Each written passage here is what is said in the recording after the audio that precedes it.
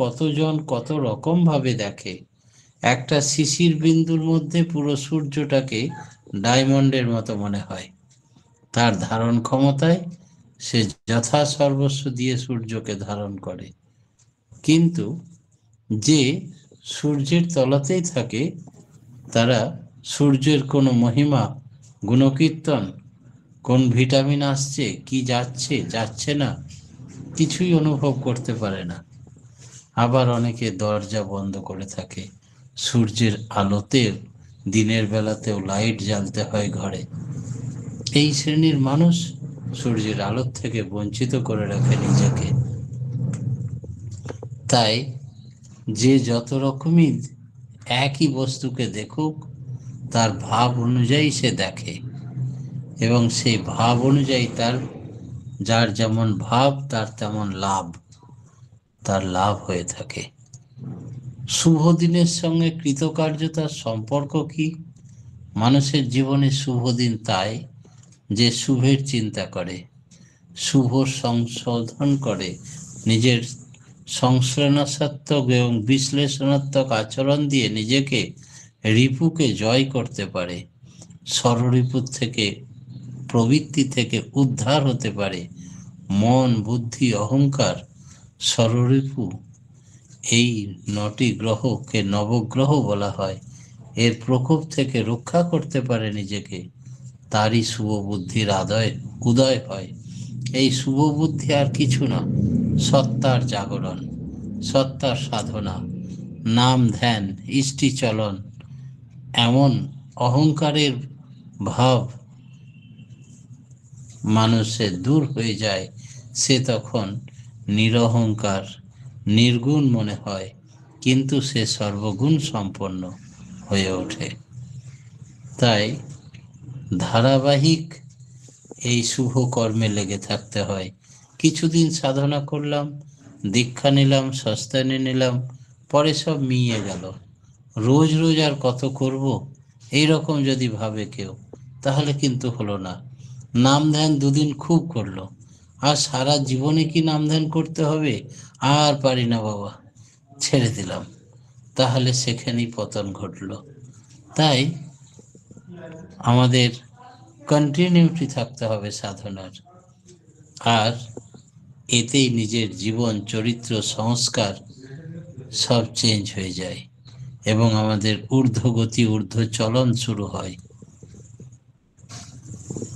তাই একেই বলে চন্দ্র শুদ্ধি ও মন শুদ্ধি, এবং আমাদের ভাগ্য শুদ্ধ চক্র পরিবর্তন করে দেয়। তাই শুভ দুঃখানি চ সুখানি চ, চক্রান্তে পরিবর্তনতে ভাগ্য চক্রের মতো পরিবর্তন হতে থাকে। দুঃখের ভাব কেটে সুখের ভাবের উদয় হয়, নতুন সূর্য লাভ হয়, জীবনকে উপভোগ করতে শেখে, শুধুমাত্র যদি সে ইষ্টপ্রাণ হয়ে চলতে পারে। কুচিন্তা আর কুপ্রবৃত্তি, এই দুটোর প্রতিকার কি? আমরা যে প্রবৃত্তি নিয়ে লেগে থাকব, সেই প্রবৃত্তি আমাদেরকে পেয়ে বসবে। আমরা যদি সুচিন্তা, সুপ্রবৃত্তি নিয়ে লেগে থাকি, তবে আমরা শুভ মানুষে পরিণত হব, দেব মানুষে পরিণত হব। সমস্ত কুচিন্তা, কুসঙ্গ পরিহার করতে হবে। আবার যদি আমরা প্রবৃত্তির দাস হয়ে চলতে চাই, প্রবৃত্তির চর্চা নিয়ে থাকতে চাই, প্রবৃত্তিতে অভিভূত হয়ে পড়ি, তবে সত্তা আমাদের বিদায় নেবে। আর সত্তার চাষ করলে, ইষ্টের পথে চলতে ভালো লাগলে, ইষ্টের উপর লোভ বেড়ে যায়, ইষ্টের প্রতি টান বেড়ে যায়, সব সমস্যার সমাধান হয়ে যায়। কঠিন বলে কিছু থাকে না, এক তুর্কিতে সব সমাধান। তাই তাকে জাদু মানুষে পরিণত হয়। এগুলো সব মূলেই হচ্ছে, মূল চাবিকাঠি হচ্ছে ওই নাম ধ্যান। পৃথিবী সৃষ্টির আদিতে যে নামের কম্পন থেকে সব সৃষ্টি হয়েছে, সেই পরমব্রহ্ম পরমেশ্বর স্রষ্টাকে আমরা গুরু রূপে পেয়েছি।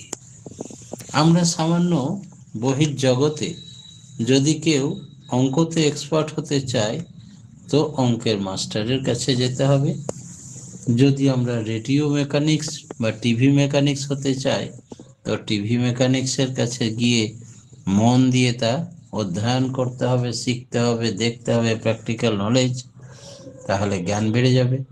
যে বিষয় সম্বন্ধে আমি জ্ঞান বাড়াতে চাই সেই বিষয়ে আলোচনা করতে হবে, সেই বিষয়ে মিশতে হবে, কথা বলতে হবে, অনুপ্রাণিত করতে হবে। তাহলে কি হবে না, তো সেই বিষয়ে আমাদের জ্ঞান বেড়ে যাবে। আমাদের প্রত্যেকের কোন বিষয়ে জ্ঞান বাড়ানো দরকার? ঠাকুর শিখিয়ে দিলেন, যদি তোমাদের ঈশ্বর প্রাপ্তি জীবনের একমাত্র উদ্দেশ্য হয়ে থাকে তাহলে ঈশ্বরের চিন্তা করো, ঈশ্বরের নাম করো, ঈশ্বরের ধ্যান করো, ঈশ্বরের যাজন করো, ঈশ্বরের কথা বলো, ঈশ্বরের কর্মে লিপ্ত থাকো। তাই সব সময় তাঁর হয়ে ওঠো, দেখবে অচিরেই তুমি ঈশ্বরময় হয়ে উঠতে পারলেই ঈশ্বর প্রাপ্তি হবে। বর্তমান আচার্যদেব কয়েকদিন আগে বলছিলেন যে আপনারা শুরু করুন এইভাবে, সকালে উঠেই ঠাকুর প্রণাম করার পরেই বললেন যে ঠাকুর এবার আমি ঘুম থেকে উঠলাম, আমায় আশীর্বাদ করো যেন তোমাকে নিয়ে গোটা দিনটা সুন্দরভাবে প্রতি পদক্ষেপে চলতে পারি। ঠাকুর এবার বাথরুমে যাই, বাথরুম পেয়েছে, বাথরুমে থেকে ফিরে আসার পরে ঠাকুর এখন আমি ঠাকুর ঘরে ঢুকবো, জামা কাপড় ছেড়ে পবিত্র হবে, ইষ্টভীতির নাম ধ্যান প্রার্থনা করব, আশীর্বাদ করো। তারপরে ঠাকুর ঘরে ঢুকে ওইসব হয়ে যাওয়ার পরে ঠাকুর এখন একটু টিফিন করি, খিদে পেয়েছে তো, তাহলে অল্প টিফিন করে তুমি প্রসাদ করে দাও, আমি প্রসাদ পাই। এমনি করে ঠাকুর এবার আমি বাজার যাব, কি কি বাজারে আনতে হবে তুমি বলে দাও। তারপরে বাজার হাট করে নিয়ে এলে প্রত্যেক মুহূর্তে ঠাকুরের অনুমতি, ঠাকুরের সঙ্গে থাকা, ঠাকুরকে বলা, সব মুহূর্তে যদি ঠাকুরকে আমরা স্মরণ মনন করে প্রত্যেক মুহূর্তকে কাজে লাগাই তখন ওই সব রামের ইচ্ছা, আমাদের আপদ বিপদ আয় দায় গ্রহের ফের প্রবৃত্তি রিপু কিচ্ছু করতে পারে না, তখন সব আমাদের সাকসেসফুল, মূল চাবিকাঠি খুলে যায়। তখন আমার ইচ্ছায় তো আমি চলছি না, সব তো রামের ইচ্ছা, সব ঠাকুর তোমার ইচ্ছায়, তোমার ইচ্ছায় এই করি, তোমার পারমিশন নিয়ে এই করছি, তাই কুচিন্তা চলে যাবে।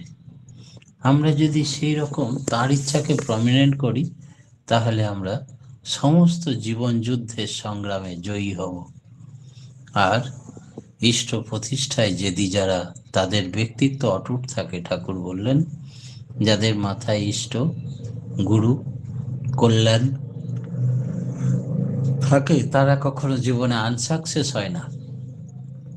সেই জন্যে সাকসেসের তুক তিনি বলে দিলেন, তার ইচ্ছা পূরণের জন্য আমরা লিপ্ত থাকব, আর এইটি আমাদের একমাত্র কাজ, তাতেই আমরা রসদ পাব।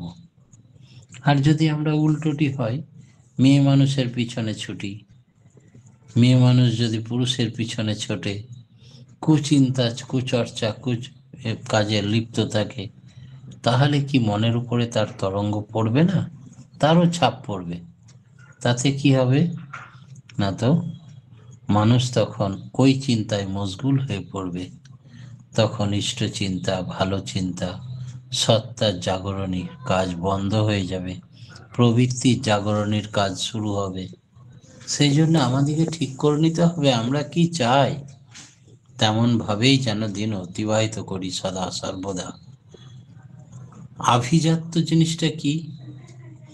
ঠাকুর বললেন আভিজাত্য ভালো, কিন্তু আত্ম অভিমান ভালো নয়, বা জাত্য অভিমানও ভালো নয়। আভিজাত্য মানে আমার উৎস হচ্ছে পিতৃপুরুষ, আমি আর্য ঋষির সন্তান, শাণ্ডিল্য কাশ্যপ ভরদ্বাজ, আমরা সেই কৃষ্টি থেকে সৃষ্টি, যেখানে বিজ্ঞান বলে কোটি কোটি বছরেও রক্তের গুণ নষ্ট হয় না।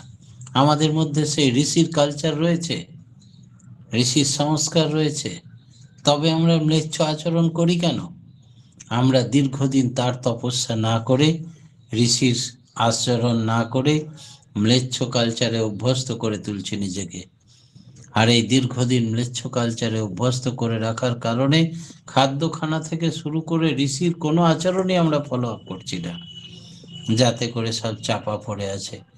যেই মুহূর্তে ঋষির দীক্ষা পেলাম, যেই মুহূর্তে ঋষির ধ্যান ধারণা প্রার্থনা নাম ধ্যান নিরামিষ খাওয়া যজন যাজন ইষ্টভৃতি সস্তয়নী সদাচার ব্রত পালন করতে শুরু করলাম, তেমনি সেই সুপ্ত জিন আবার কই মাছের মতো উজানে উঠতে শুরু করলো।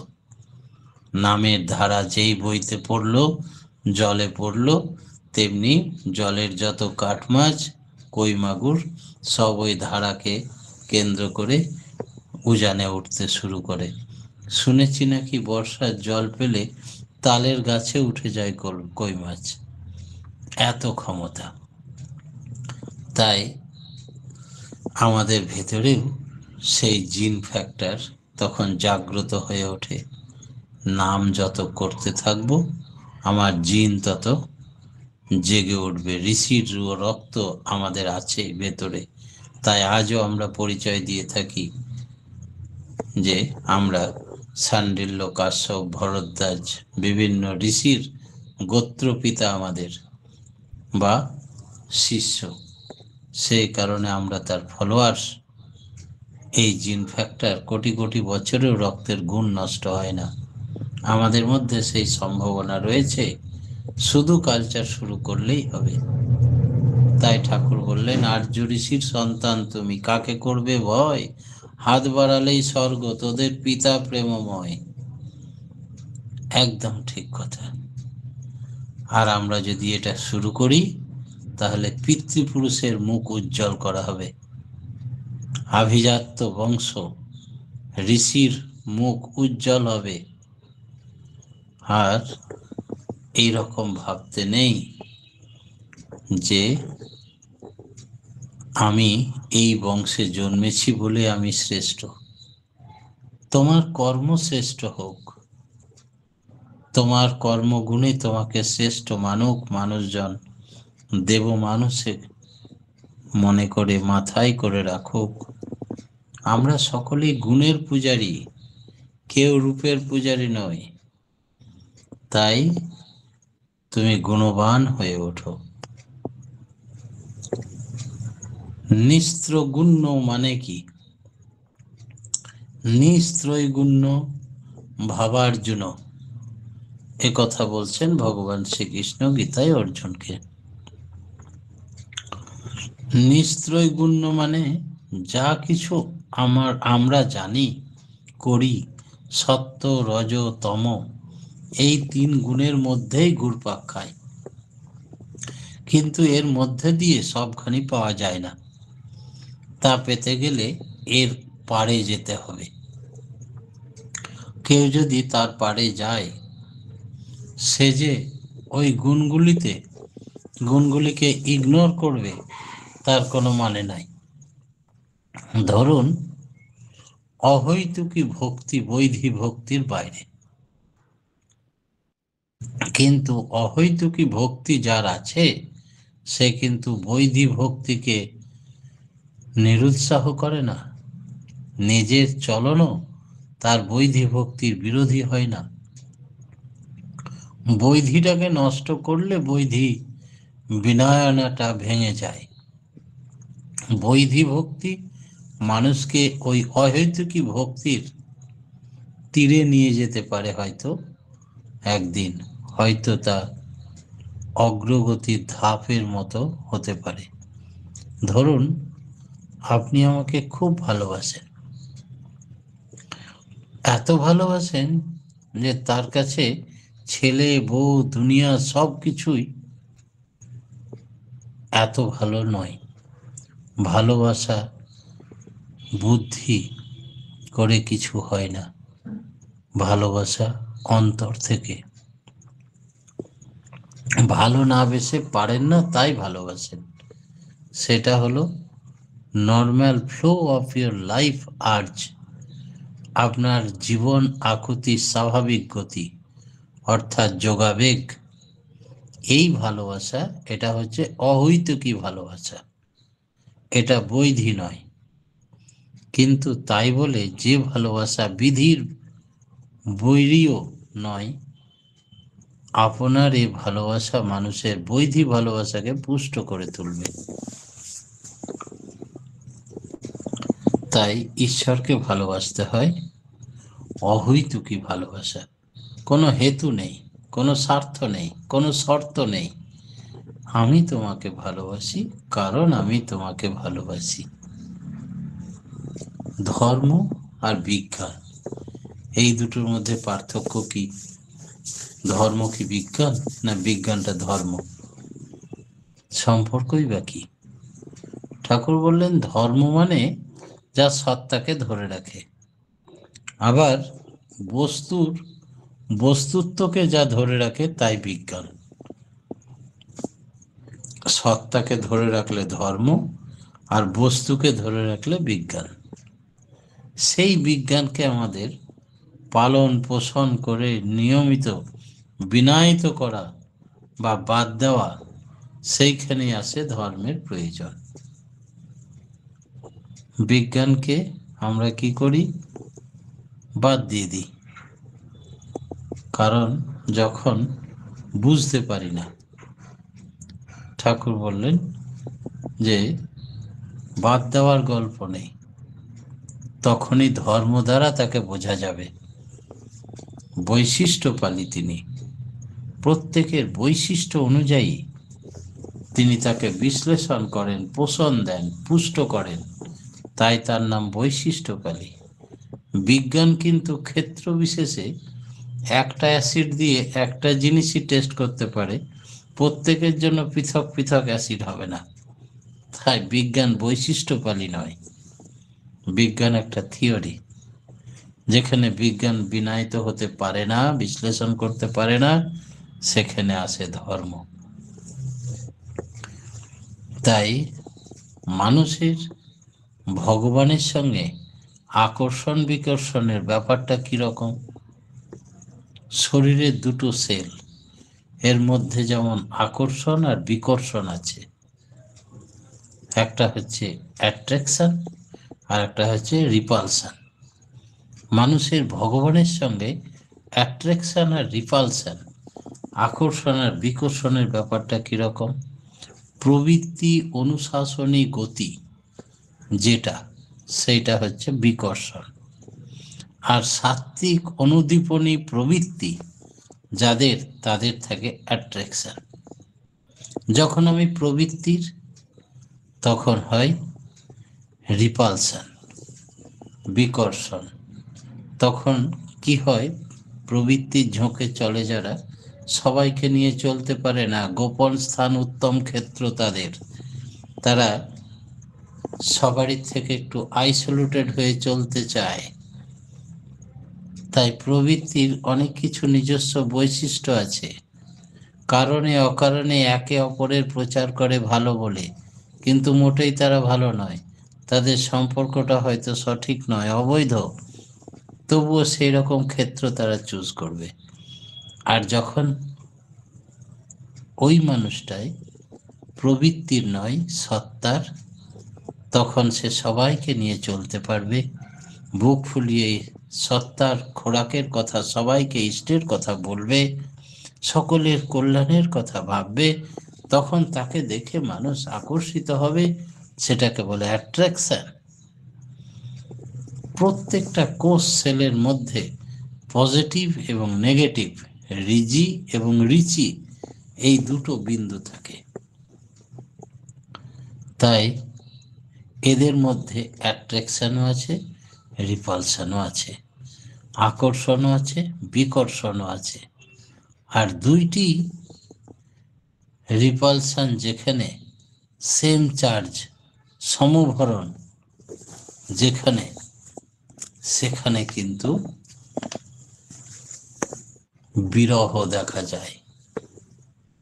আমিও বিকর্ষণ, আমিও প্রবৃত্তির ঝোঁকে চলি, আবার আমার সঙ্গে যিনি দেখা করছেন তিনিও প্রবৃত্তি ঝোঁকা, তখনই হয় বিরহ।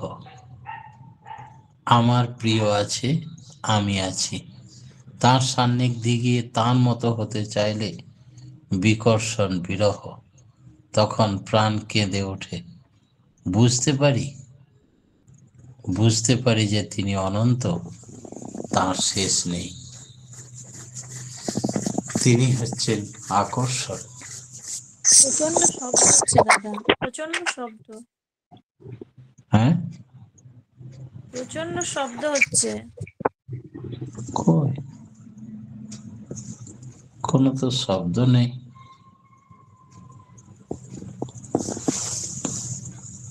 শুনতে পাচ্ছি কিন্তু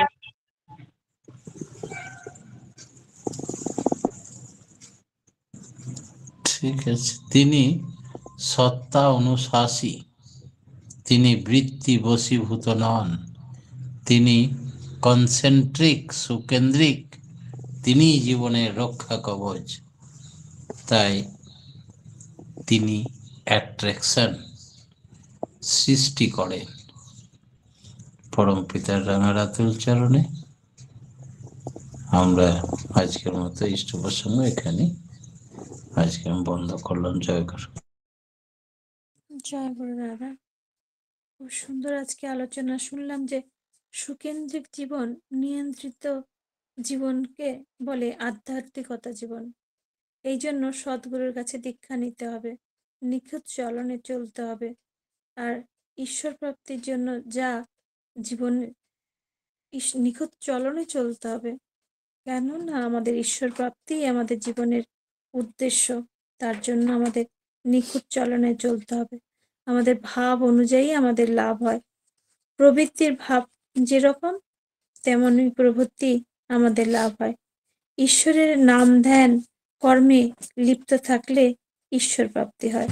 সবসময় ঠাকুরময় হয়ে থাকতে হবে, তার ইচ্ছায় সব হয়। আভিজাত্য ভালো, কিন্তু আত্ম অহংকার ভালো নয়। কর্মগুণই মানুষকে বাঁচিয়ে রাখে, তাই সুকর্ম করা লাগে। অন্তর থেকে তাকে ভালোবাসতে হয়। নিঃস্বার্থে নিঃস্বার্থে নিঃশর্তে ধর্ম সত্তাকে ধরে রাখে, বস্তুকে ধরে রাখে বিজ্ঞান। বিজ্ঞানের যেখানে শেষ, আধ্যাত্মিকতা সেখানে শুরু। তিনি সৃষ্টিকর্তা, সকল কুলের তিনি স্রষ্টা। খুব সুন্দর আপনি আলোচনা করলেন। আমরা প্রত্যেকেই সমৃদ্ধ হচ্ছি, সমৃদ্ধ হই, সমৃদ্ধ হব, এই আশায় থাকি। পরম পিতার কাছে আপনার সার্বিক, আপনার এবং আপনার পরিবার পারিপার্শ্বিকের সবার সুদীর্ঘ নিরোগ ইষ্টচ্ছল জীবন কামনা করি। ভালো থাকুন, সুস্থ থাকুন, আর এভাবে আলোচনা করে আমাদের প্রত্যেককে সমৃদ্ধ করুন। জয় গুরু দাদা।